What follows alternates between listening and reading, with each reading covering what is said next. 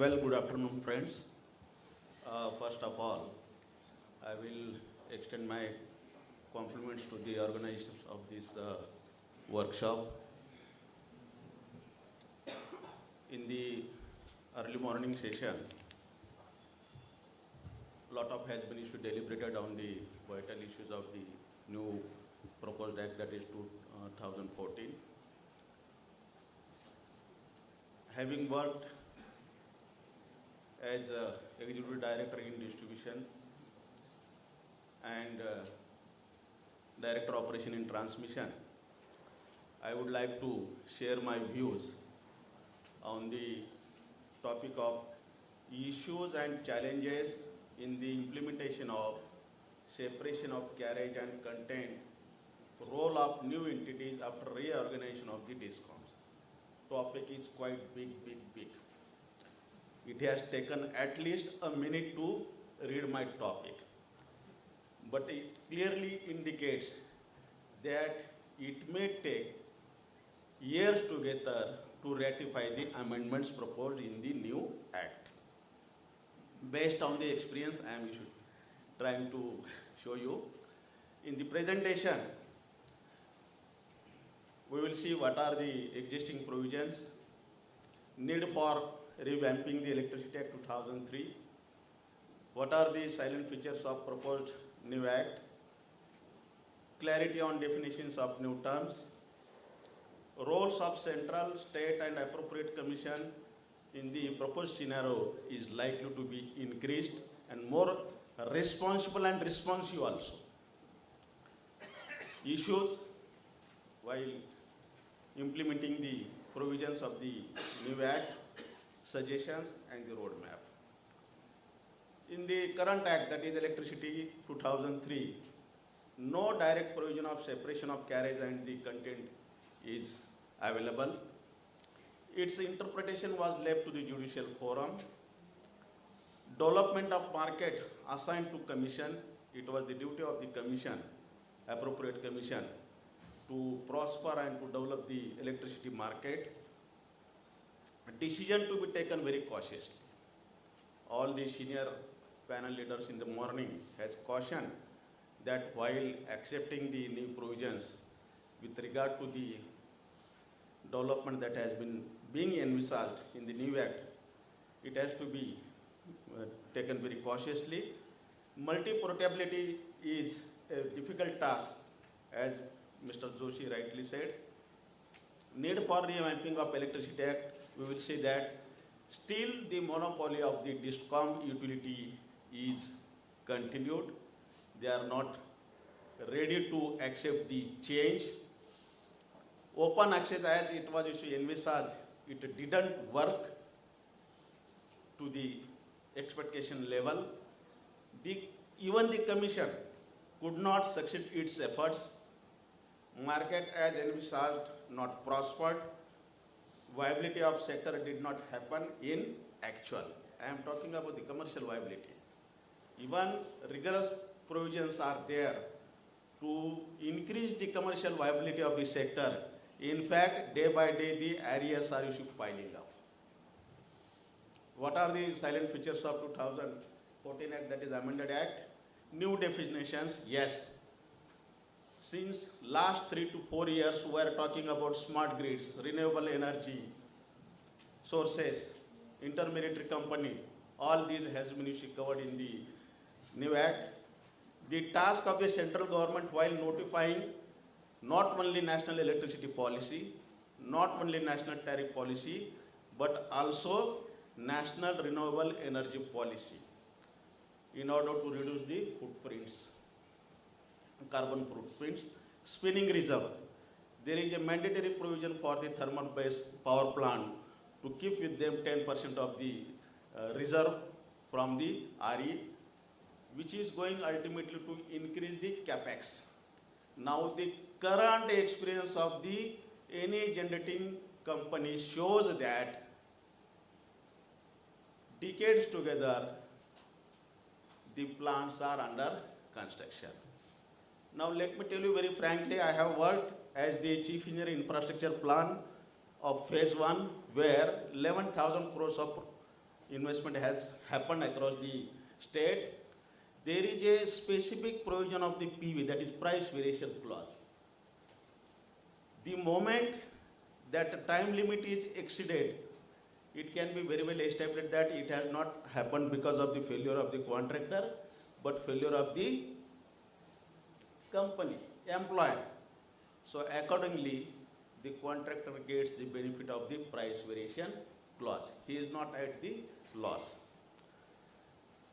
10% RE generation mandatory for thermal plant, as you told earlier. This will amount to increase in capex cost and vis-a-vis increasing the tariff share to the consumer. Consultation of central government while required, while allowing more than one DL to operate in any area. This is funny thing, friends. In the context, the earlier, that is the current act says in its preamble of the Electricity Act 2003, we want to distancing the government from the tariff determination process. Solely it will be the responsibility of the regulator, and through this new act, we are again going back to the square. Supply of electricity part, very crucial. Chapter 8 has been introduced in the proposed act. Now section 51A of the new proposed act, the role of central as well as state government will increase, especially with regard to the separation of distribution and supply of electricity. Now coming to the section 131 of the current act, that is the transfer scheme. The MSCB has been trifurcated into 3 different companies. In the year 2005, 6th June 2005, and these 3 trifurcated companies are also government companies. So it has been envisaged in the section 131, all the liabilities, employees, its assets, and in the proposed act, also the power procurement agreements will have to be honored by the new supply electricity company. Now here is my question, 2 questions to the audience. First of all, the experience of the transfer scheme is not encouraging. In the year 2015 also, still the financial restructuring of all 3 utilities is yet to happen. Yet to happen after lapse of 10 years. Secondly, you are going to deal with the government companies. Now so far the period, that is 10 years, is considered all 3 companies being government owned companies, they don't bother for that. But when the supply company may be privately owned or governmentally owned, there, in absence of the complete implementation of the transfer scheme, the new company may land into trouble. So there should be a clear-cut time frame within which period the complete transfer scheme will be implemented. Then and then only the new company would be able to work independently. No, my question is this, Dalvi sir. When you say time frame for transfer scheme, Yeah. along with that comes the issue of the liabilities also. Yeah. So you are visualizing the private company taking on the liabilities? Maybe private, yeah. It has been stipulated in the new provision. All the liabilities also. Even the power procurement agreement, that is the liability. Now with regard to the power procurement agreement, I will tell you later in detail. Provider of last resort, which will be the government company. Again we are coming back to the square. We are finding out or exercising so much of options, and after failure of those options, still we will have to knock the door of the original government company. So, this government company, in the new context, is duty bound to supply electricity.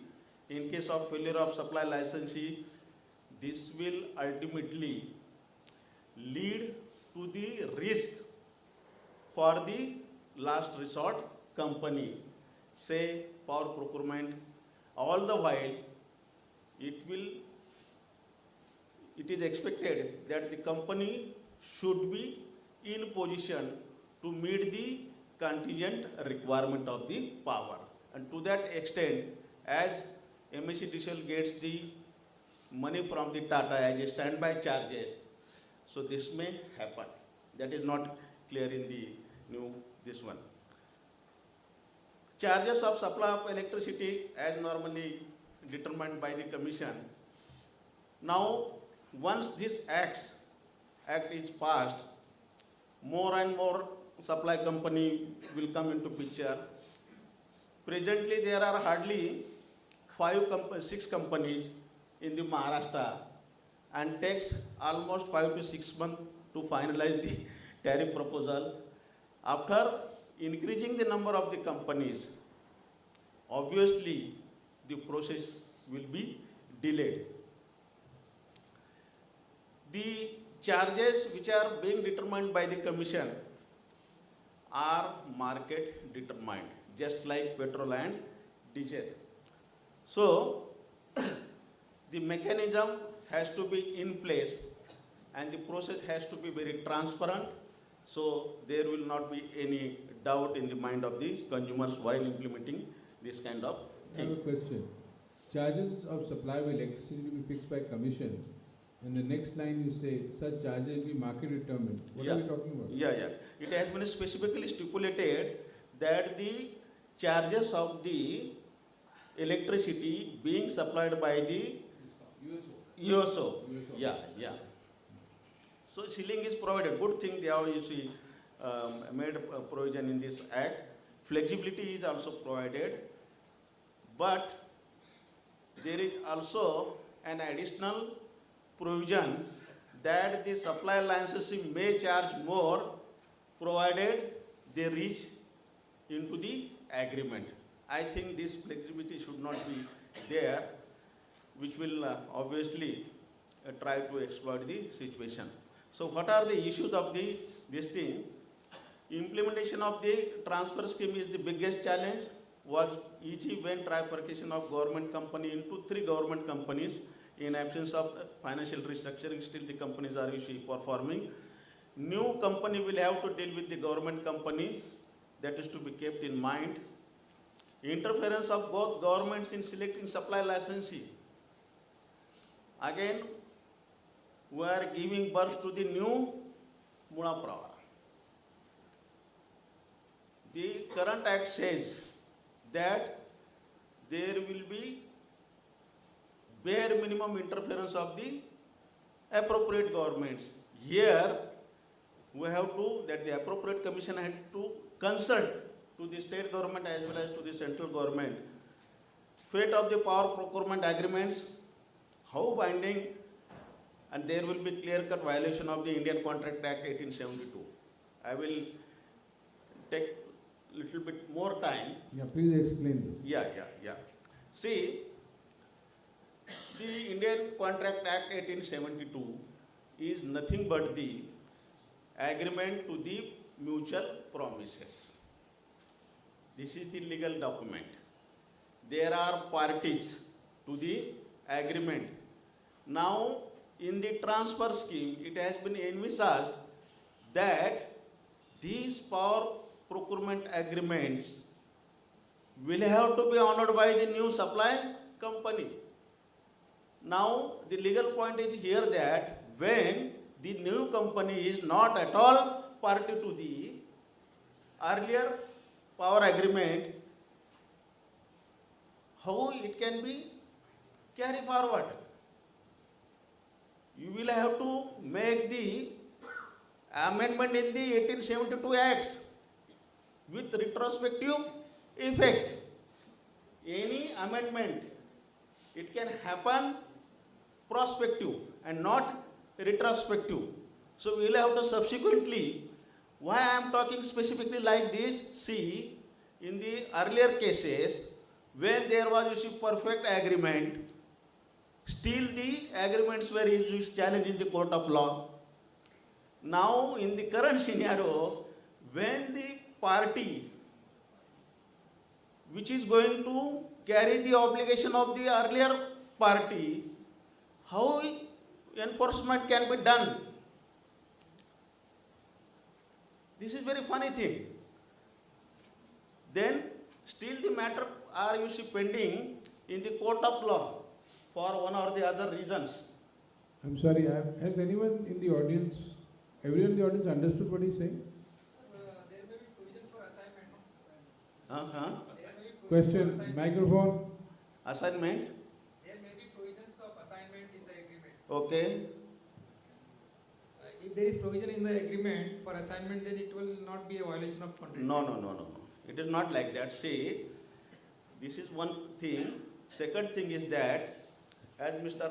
Penche Saab already told, that if because of, you see, something wrong made in the procurement agreement, then the burden will have to be shared by the new consumer for the wrongdoing of the earlier party. When the power is available at the rate of, you see, 3 rupees 50 paisa, and the agreement signed power is, say, 5 rupees or 4 rupees, so unnecessarily, because of this new amendment, the consumers will be overburdened. They will be given shock. Last resort will have the obligation, power procurement schedule may get disturbed. All the while, they will have to be ready to meet the contingency. Risk of obligation may lead to power procurement more than required. So there will be surplus power flowing through the network, which will be a national waste. I still have some concerns. If assignment also doesn't work, then how will this transfer scheme work? I mean, anybody wants to take a shot at it? Because what Mr. Zalte is saying is extremely important.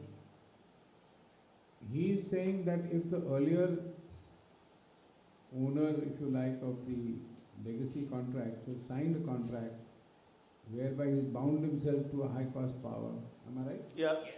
And the next chap down the road who comes for whatever reason wants to accept all this, then he can't change the contract terms, otherwise he'll violate. But can't he renegotiate the PPA?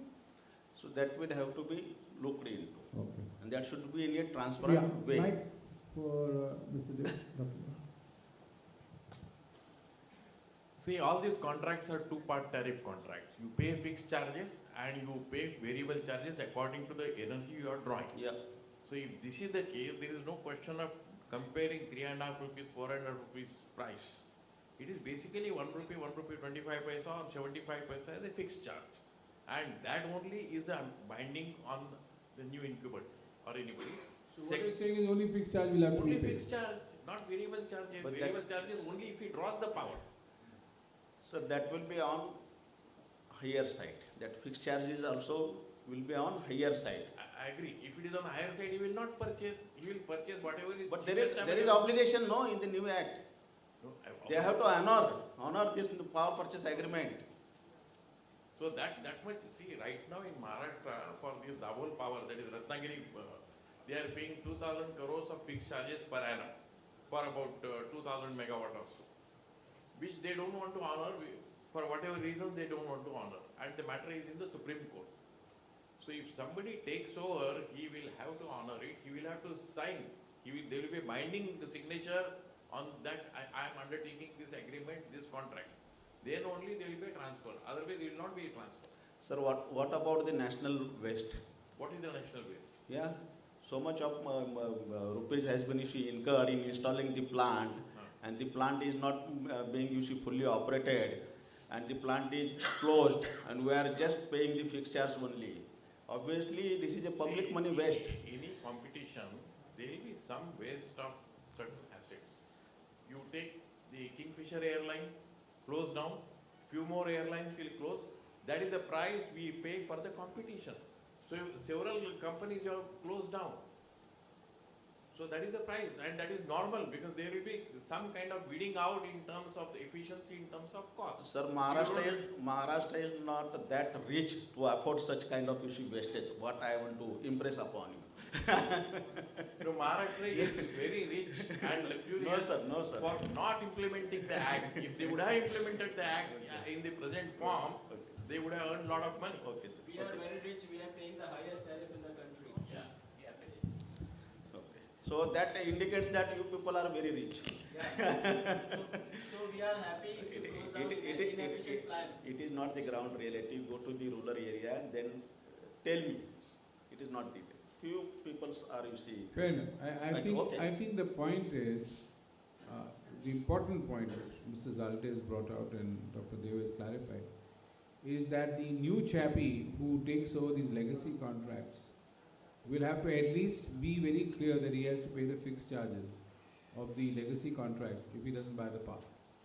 My question is, who will then reimburse these legacy fixed charges in the new model?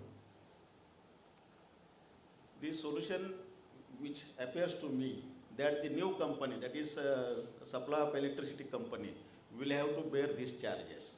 No, but how will he recover it? Because it is not, you see, honoring the Aaron, Agreement. understood. How will he recover it? Supposing his power cost is so high, nobody wants to buy power from him under this new model, and the consumer is Now all the commission, moved away. the commission, it is the lookout of the commission, no? No, How he's to- not. He's not, because over 1 megawatt, the commission is out of it. Of course, sir. See, presently our regulators have not understood the scheme for the present system. Forget about the amendment. See, the distribution licensee in the present form also, he has to maintain certain voltage at the point at which he is giving you supply. And in the present tariff regime, there is no cost attached to it, no price attached to it. The moment open access is given, that fellow doesn't give a single penny to the distribution licensee if he doesn't draw any power throughout the year. Otherwise, if he is the consumer of the distribution licensee, he will have to pay demand charges. Demand charges are bringing the supply at 11 kV, 33 kV up to your house or your factory. And for that there is a charge. Unfortunately, our regulators have not incorporated that in case of open access. That's a fallacy that is required to be brought in with or without amendment. So what you're saying is that there should be a demand charge for the consumer, but there is a demand charge. No, and that should be paid to the distribution licensee because it is his job to see that the lines are energized. But it's actually happening that way, No, no? it's happening, but there is no demand charge today on open access consumer. No, what they do is, they're very clever. Supposing you have a 20 megawatt connection, you ask for 10 megawatts of open access, they'll reduce your contract demand to 10 But that megawatts. is wrong. Hold on. Thambana. Then they will charge you, temporary charge is 16 rupees, so then they'll recover much more than what they would have got otherwise. That's what's happening right now. That is the present No, that- mechanism like that only. No, that's happening basically because we have not gone for rationalized charges for supplying, keeping the lines energized at that particular point. No, lines are fully energized. What I'm trying to say, in the case of Bombay Airport, this was happening. Then somebody put their foot down. I don't want to take names. There were very few licensees in Bombay, but anyway, and said, no, partial open access to allowed in here. But what I'm saying is, this is a reality. They are charging 16 rupees by deliberately reducing your contract demand and saying now you draw 1 megawatt over, or for some reason your generator has failed or there's a grid failure or whatever, you keep paying me temporary charges. With the result, 42.2 and open access is not happening. Slightly digressing, I'll tell you. For fixing temporary charge, presently they are having surplus power which they are selling at 13 paisa per unit. That is what their account books are showing. So the regulator has to see that if you have got surplus power, then whatever is the marginal cost of your surplus power, that should be the temporary charge. It can't be a temporary charge of diesel generation. That needs to be corrected. And today our country is having 2,55,000 megawatts of standing installed capacity. We are using hardly 150,000. So there is always some capacity available. There will be also spinning reserve as per the new amendment to the Act. So there is no problem of procuring more power because there is a demand, etc. There will be always spinning reserve. There will be ancillary services. So on that account, we don't have to worry. And these charges are to be paid to the distribution licensee even in the new scenario for keeping the energy point charge at your premises. Great. Good one. Can I little make more? Oh, please. Sorry. Let's look at Maharashtra for the present scenario. What is happening is about 5,500 megawatt of power comes from Mahagenco. Now, if you look at into two sets of things like Parali, Paras, Bhusawal, 4-5 and Khaparkheda, these 7 stations which have come in last about 3 years time, all the prices are from 4 rupees 50 paisa to 6 rupees 20 paisa, and all the old plants are pretty low. The question that is being discussed just now is, let us assume that the incumbent licensee is given the lowest, let's say, namesake for argument's sake, 3,000 megawatt, which is the cheapest power. Then comes the next 2,000 megawatt, which the cost is in the range of between 450 to 550. The question is, if he is going to be a new supply licensee who is not a government, how will you force him to buy 620 worth of power from Bhusawal? Second part of it is, why that chap should go to Bhusawal only? He can go into maybe namesake Tata Mundra and say that we want 2 rupees 26 paisa worth of power. Why should I be assigned by the government Mahagenco's power, or for that matter high cost power? And why I don't have a choice of walking out? Very important point, consumer choice. Yes, sir. Next issues will be the Zanti sir, interfacing you metering. need to, Just Yeah, 2 minutes. please. Okay.